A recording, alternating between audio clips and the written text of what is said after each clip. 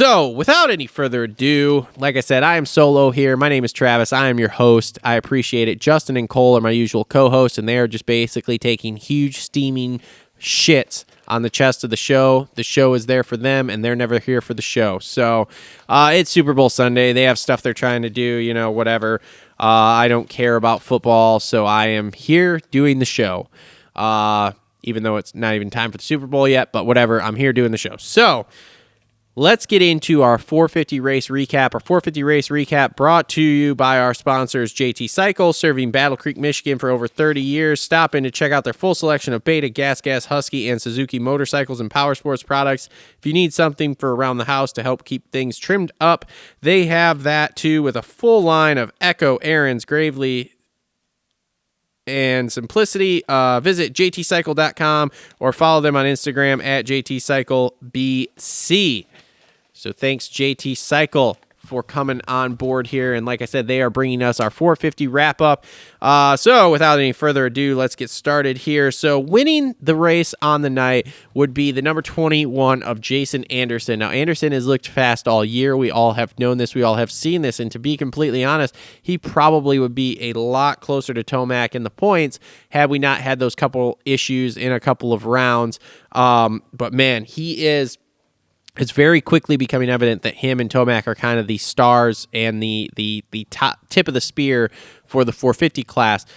He's fast. He moves around on the bike. He flows, and it's been every single round. There hasn't really been a round where it's been super duper terrible. When there have been rounds where he hasn't been running right up front, San Diego would be one that comes to mind. There's issues going on. He gets taken out. He has some crashes, whatever. But outside of that, there hasn't really been a lot of issues for him. And so, like I said, he's second in points, and he's got 2 wins, so that's great. But he is, let's see here, he is 12 points back of Tomac right now, which is not. It's not terrible. We're only 6 rounds in. We've got 11 to go, so he's got time to make it up. But he seems to be, if you're talking about the 2 top guys, it's kind of like Tomac and him are like 1A and 1B. So there's not really much separation. They're the guys that can win. And it's super interesting to see somebody rejuvenate their career. As we all know, he won the championship in 2018. And ever since then, he really hasn't done a whole lot. So to see him come out, battle back, and kind of get where he is pretty awesome to see.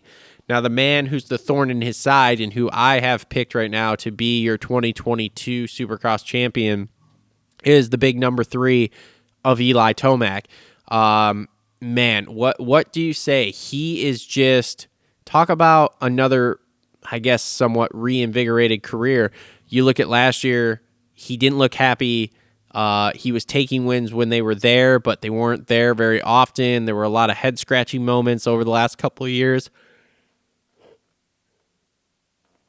And needless to say, it just was looking like it was going downhill fast, and we were going to see him out of the sport sooner rather than later. Then he signs this deal. I know he took a big pay cut going over to Star Yamaha, but getting on a bike you like, around people you like, with people who are willing to do anything to win, and we all know the Star Yamaha team will do almost anything to win. Man, it is wild to see, and it's great to see. He's fast, he's flowing, he's doing all sorts of things. Now, last night, little mistake did cost him. He did go after Anderson. He was right on Anderson the whole time. Like, it was a great battle. It was super exciting to watch, and he did go after him. I believe it was the section they were going 3-2 or 2-3, and he kind of OJ'd the jump out, and that was kind of what cost him his chance at Jason. And after that, I think, just being the wily veteran that Tomac is, I think he just kind of went, you know what, let's just take the second, let's get out of this West Coast, we'll still have the points lead. And as I've said from the start, this is dangerous for everyone. You've got a happy, healthy, confident, smooth-looking Eli Tomac on the bike, and coming out of the West Coast swing, he is leading the points by double digits. That's not good for everyone, because even if he's not as good going through the rest of the year, I mean, he could manage a 12-point gap for the rest of the year here pretty easily, because there's going to be some rounds that he's just going to straight up be better than everyone. There's going to be some rounds where he's not, but it'll be an easy management for him, and he's old enough to know to manage it. It's not his first title either, so he doesn't have that pressure.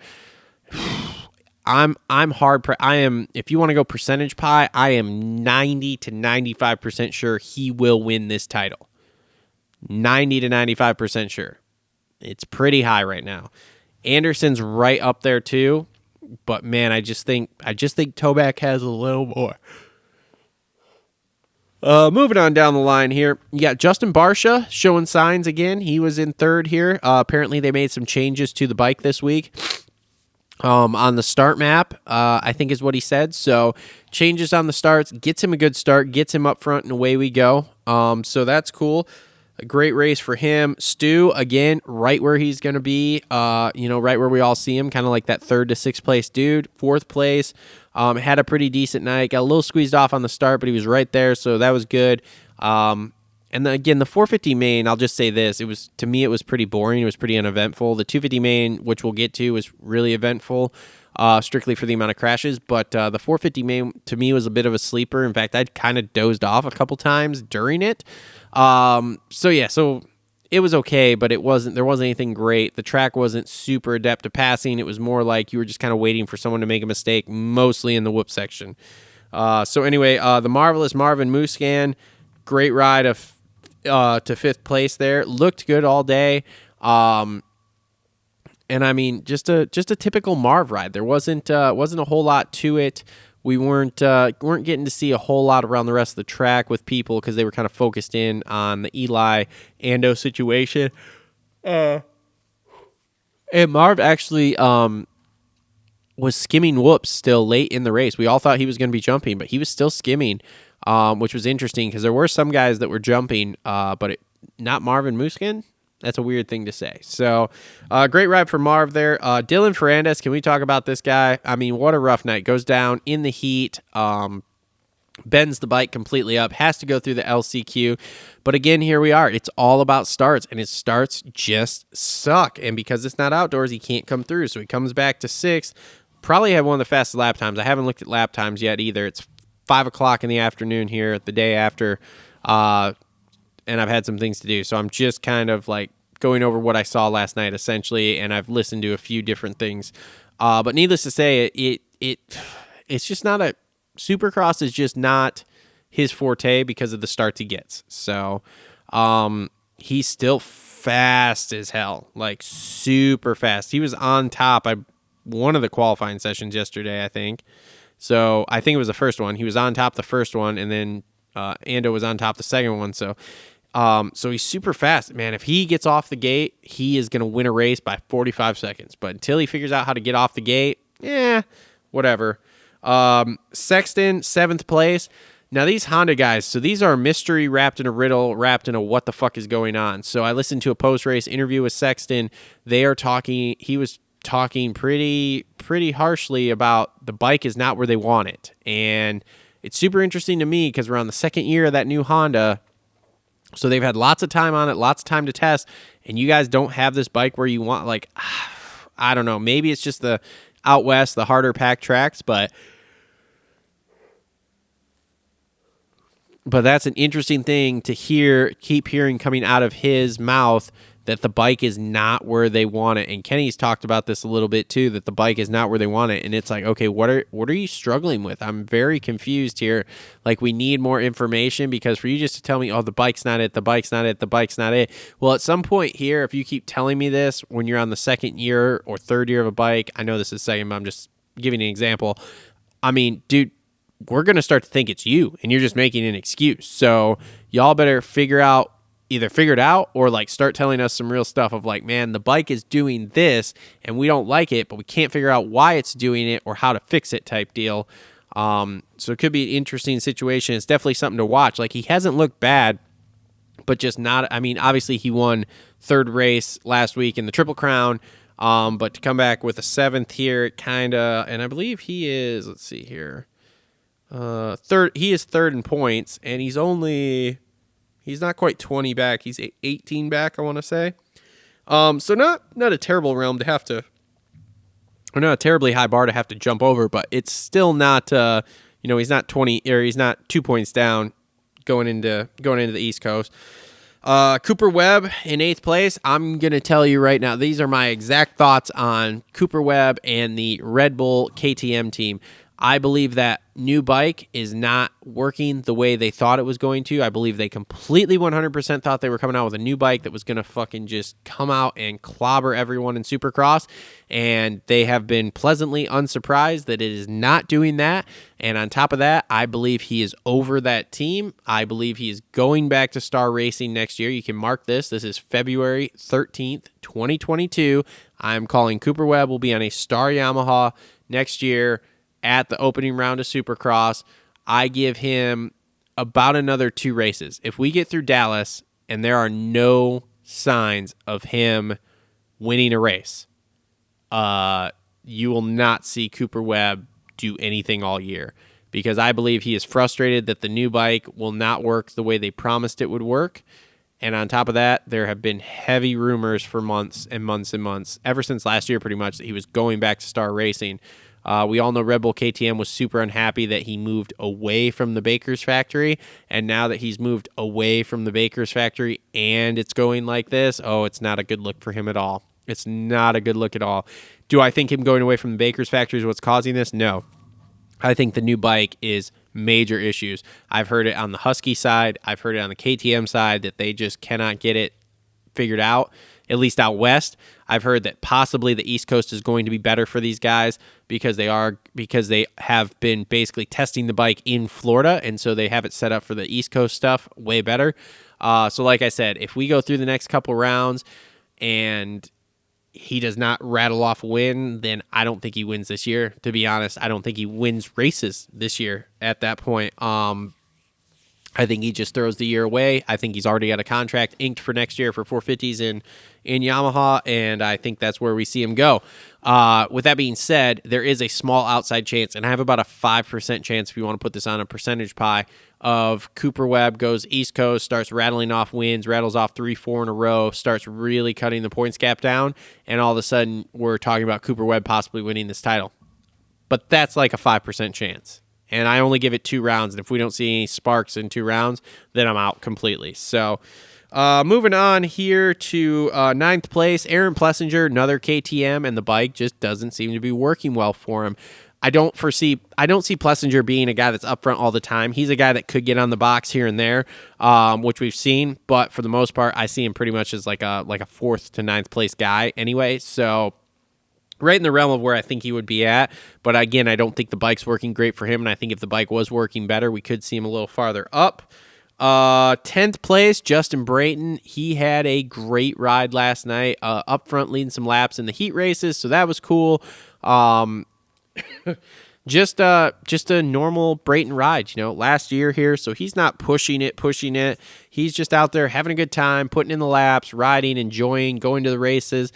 Which is cool to see, and it's cool to see him lead a couple laps there in the heat race and stuff. Like, that's got to be great for him. So, good ride for him as far as I'm concerned, and can't wait to watch him in person here a few times as we go on.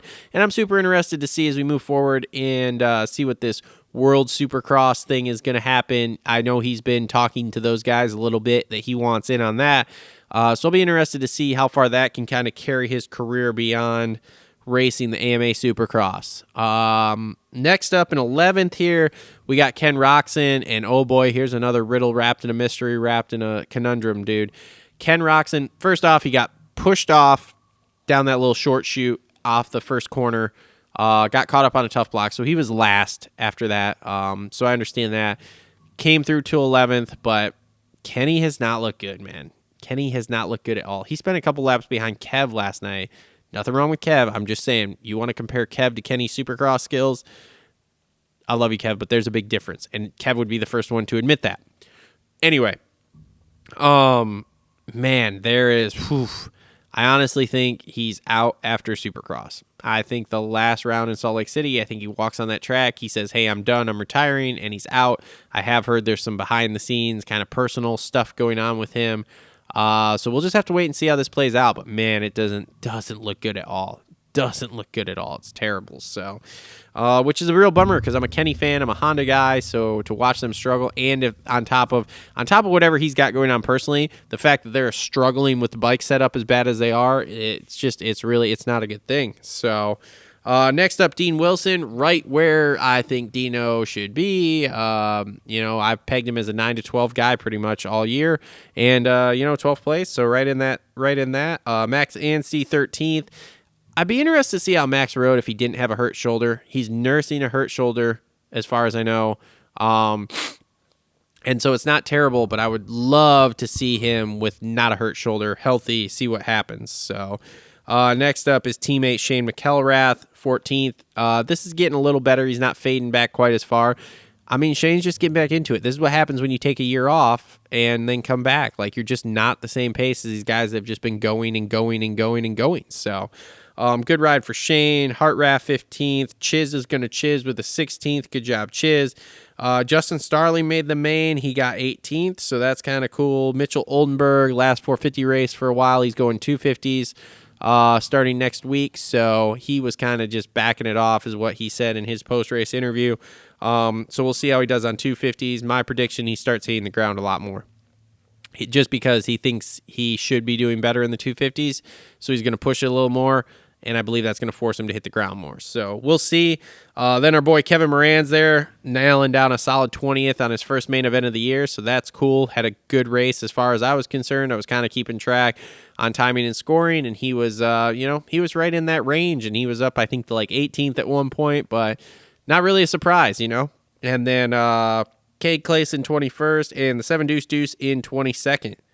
And that rounds out 450s. So that's pretty sweet.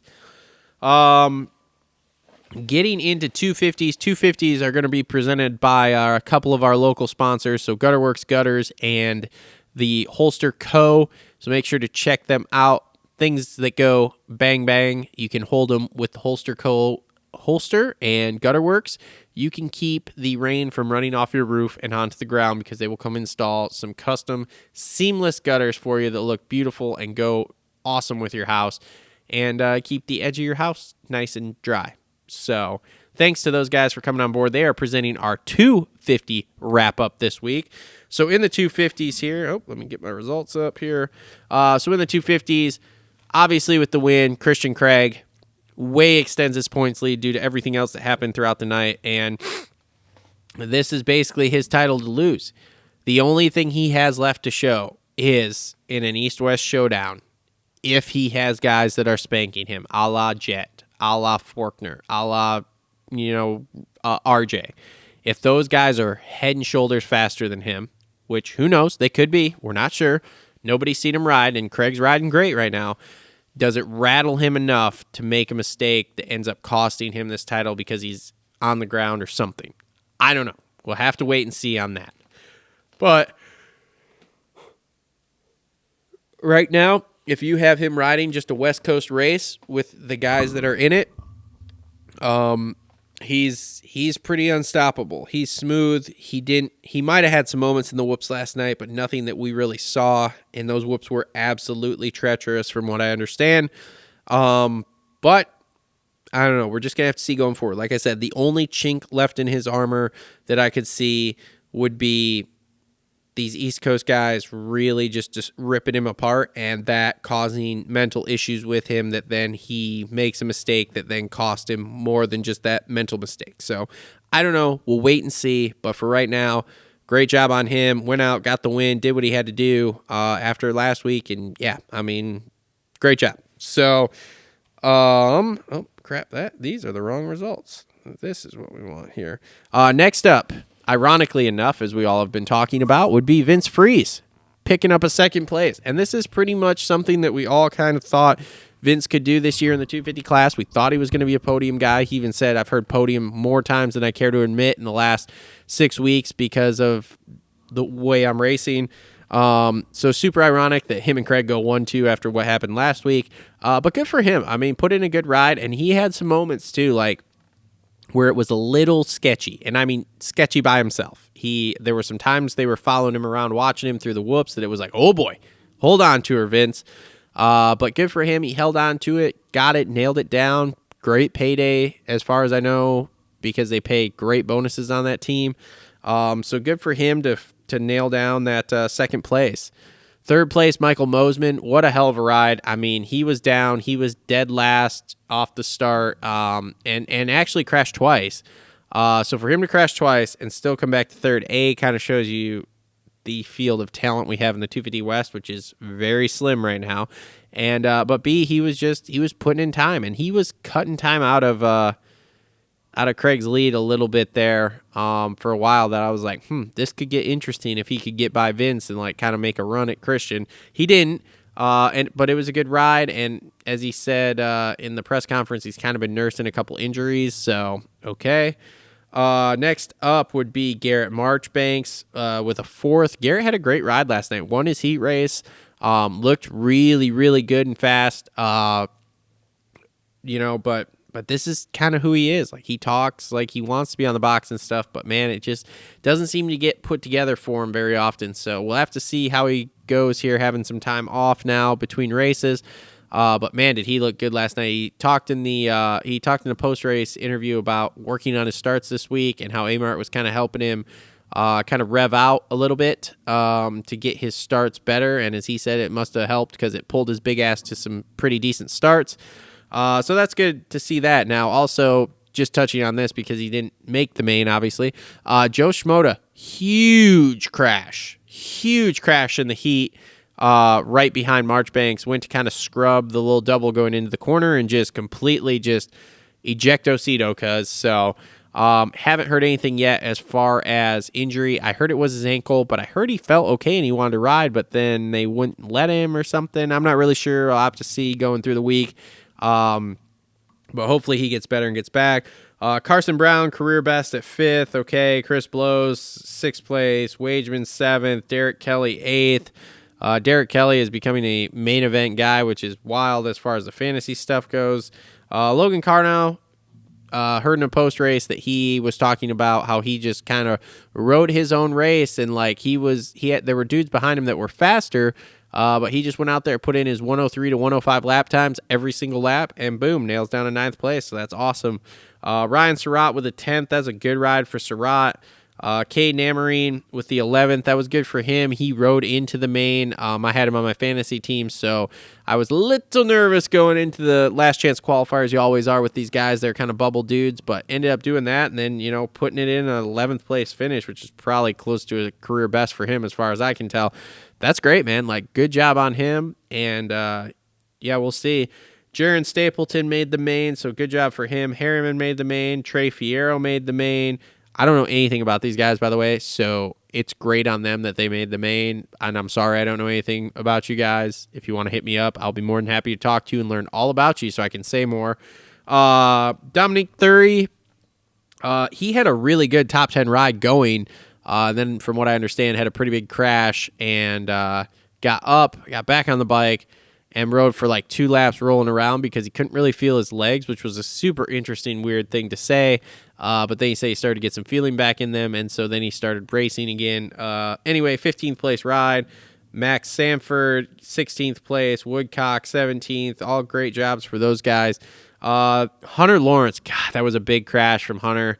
And those whoops they just claimed. I mean, there were so many of these guys in the 250 class, I can't even name them all, that got claimed by those whoops. They were long, they were gnarly, they were ridiculous from what I understand, even by standards of guys who really, really like riding whoops. I don't know. Jerry Robin, rough night, crash, surprisingly. Harrison did not finish the main. I don't know what the deal is with that. I haven't talked to him today. Nate Thrasher and Jalik Swoll, bad crash in the whoops there for both of them. Bad deal for both of them. DNS for both of them. Really, really sad about that. Thrasher was on his way to starting to improve in my eyes here. And he can't help that crash like that. It was just one of those nights that everybody was crashing in the whoops. But he was on his way to having some decent finishes to where he was kind of starting to get into my eye of like, okay, he could be a guy, as opposed to in the beginning of the year when I was talking about him in fantasy and how, he hasn't really done anything. He's won those 2 races, but they were weirdo races at the Speedway and everything. So needless to say, The 250 class was very exciting last night, strictly for the fact of there were so many crashes. But outside of that, the racing itself, that track really didn't lend to like great racing. It was a little choppy, lots of short chutes. The sand section was just kind of thrown in there and wasn't really great. Like last week we had that kind of sweeper turn with the sand, which was cool. This week we had a sand turn that was like you almost came to a complete stop and then just spun it up to even try to get out of it. So I don't know. We'll see. But that's the last time we're going to see the 250 West guys for 5 weeks, I believe it is. But we are going to see the East Coast guys. So I'll touch on some of the East Coast stuff here. Number one, East Coast is stacked. From what I understand, there are 30 to 35 dudes all pitting out of semis that are coming to ride East Coast. So that's insane. I think the top of the spear that you're going to see as far as the 250 East Coast goes, obviously Jet Lawrence. We've all been waiting to see Jet Lawrence. I know there's been some talk about like, oh, is he going to flop like last year? Now, last year I think was a little different. He's coming in as a sophomore, essentially. I would still consider it a rookie. He only raced a few Supercross races the year before he got hurt. But he's coming in as a he's coming into a new season. He has now won races. That was a big thing last year, is he hadn't won a Supercross race. Now he's won a couple. I think you're going to see a cool, calm, confident Jet Lawrence that is going to be a force to be reckoned with. God, he's so good. And I know we all talked about this and everybody's sick of talking about it, but man, is he good. And I realistically think this East Coast title is his to lose. I know Justin and them would probably be like, oh, you're such a homer, but you look at who he's racing, okay? So we have, next up, we'll go to Pro Circuit, which is you have the Crash Brothers, okay? You have McAdoo and Faulkner, who are both title guys. Not going to take that away. Neither one of them can keep it off the ground. Neither one of them. Faulkner needs to go out, and his goal needs to be like Stu. He needs to finish every race. Whether it's a 10th place or a first place, he needs to finish every race. If Faulkner cannot finish every race, he's done. As far as I'm concerned, he's done. I don't think you'll see him back on Kawasaki. I don't think you'll see him with another factory ride. I think he'll start his downfall / exit of the sport if he cannot stay healthy through this whole season. He needs to do every single lap at every single round and just do it and move on. McAdoo, same way. Tone it back. Do every lap of every round. Try to get on the box. He did win a few races last year, so let's try to get on the box and make it so that you're having some results. But those two guys, in my opinion, they need to do every single round. The other guy on PC, not Ryder D, Jet Reynolds. I don't think this is going to go well. He can't stay healthy, as far as I know. So he's another one, too. Just do all the races. Doesn't even matter where you finish. This is your rookie Supercross year. Do all the races. Make sure you do all the races. And let's just see where you are when the dust settles. If you're 15th in points, great, cool, awesome. You made it through all the races. You didn't get hurt. You have the experience. We'll move on to outdoors, and then we'll gear back up for Supercross next year. But those three guys need to not look at results. They need to look at finishing all the races. There needs to be 3 PC bikes on the track at every round for the East Coast all year. That's it. Moving on to, we'll go to Rockstar Husky. So you have RJ Hampshire and Styles Robertson. Styles should be okay. He had some decent rides last year. I don't remember finish-wise, and I don't have anything written down. I'm literally spitballing this off the top of my head. So Styles had some decent rides last year. He's another one. He needs to just finish all the races, just get through a whole season. Last year, he got hurt. He missed some races. So this year, he needs to just get through all of them. RJ, this is kind of getting to be do or die. Like, he needs to be in this title fight right there, winning races and kind of doing it all season long here if he wants to continue to progress in this sport, we'll say. So that's what he needs to do, and he is, in my opinion, one of the title favorites. It's going to be Jet, Faulkner, him, and J-Mart are going to be like the 4 title favorites. You could throw McAdoo in there, too, as kind of like a alternate. But But yeah, Styles needs to finish all the races. RJ needs to A, finish them all, and B, he needs to be competitive. He needs to be in this title fight the entire time. If he's not, that doesn't look good either. Moving on to Star Yamaha, you have J-Mart, who again is another title contender, and in my opinion, J-Mart again is another guy, and I'm just going to sound redundant here. He needs to do all the races. Like, he has to be there fighting for the title, but he has to do all the races. Last year, he comes out first round at Orlando for, I think it was West Coast last year, whatever. Anyway, and gets landed on, and boom, he's done. Like, dude, you got to get out there, put yourself in a decent position to just do all the races. For those of you who haven't watched, J-Mart has a vlog now, and he looks really good on the bike. Like, he looks really, really good. He looks like he's going pretty fast, but he's got to do the races, especially if he wants to go 450. He needs to finish and do decent in points in Supercross, but big point finish, and then go to outdoors and just dominate. Just dominate outdoors. Win that title, and then go, boom, I want a 450 contract, bitches. I'm 4-time outdoor champion. I finished Supercross and did this, blah, blah, blah. Somebody hire me. So that's what I think that needs to happen. Now, also on Star, you've got Levi Kitchen. And we'll see what the chef looks like. In the J-Mart vlogs, he looks all right, but he is a rookie, so we'll see. He had some flashes outdoors when he did some of the outdoor rounds this year before and after Loretta's. So there were some flashes there. But Supercross, again, I'll say it again, sounding redundant. Just do all the laps. Finish all the races. Don't go out there and try to, blow yourself into oblivion and not finish the races. Finish the races, get the experience, move on to next year. Next year we can start to make some other goals that aren't just finish all the races. I feel like there's other people on Star, but I'm blanking right now. So we will move on. Gas has Pierce Brown. I think Pierce Brown's going to Pierce Brown. It's kind of like Mosman. Mosman's going to Mosman. It's just going to be the same thing we've seen out of Pierce. Like, there will be some times that he's pretty quick, and then all of a sudden he'll be down and getting hurt. So not really a lot to say there with that. Let's see. So we covered PC, we covered Star, we covered Honda, we covered Gas, we covered Husky. Oh, KTM. Max Voland. This is going to be a super interesting... Close that door, it's cold. This is going to be a super interesting one. Max Voland could be a deep, deep sleeper. I think you're going to see a lot better. He surprised me last year with how good he did, and now we've had a year to test, to train, to really get ready. I think Voland's going to be a deep sleeper. I don't know what he's going to do, but I think he's going to be a deep sleeper, and he's going to be way better than people give him credit for. So keep an eye out for him.